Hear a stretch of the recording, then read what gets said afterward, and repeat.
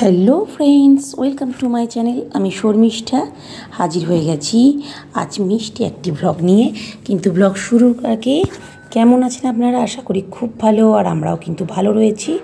তো আজকে নীলবাবুর এক্সামের লাস্ট দিন, ফার্স্ট টার্ম এক্সাম চলছে। যেহেতু নীলবাবুদের স্কুল জানুয়ারি মাস থেকে সেশন স্টার্ট, তো এপ্রিল মাসের লাস্ট উইকে ছিল ফার্স্ট টার্ম এক্সাম। সব কিছু কিন্তু হয়ে গেছে, আজকেই লাস্ট।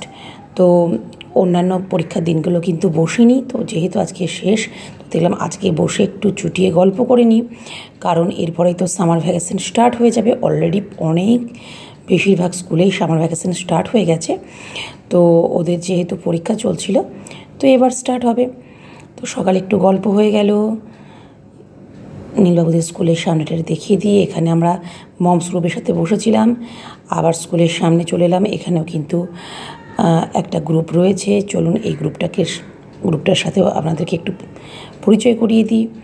ভীষণ রোদ, কী বলবো, কিচ্ছু বলার নেই। মানে এত রোদ নেওয়া যাচ্ছে না, আর প্রচণ্ড গরম।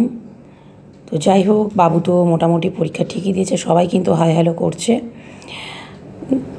সবাই কিন্তু একটু টেনশনেই ছিল যে বেবিরা কীরকম পরীক্ষা দিচ্ছে, কিন্তু বলতে নেই, বেবিরা মোটামুটি ভালোই পারফর্ম করেছে।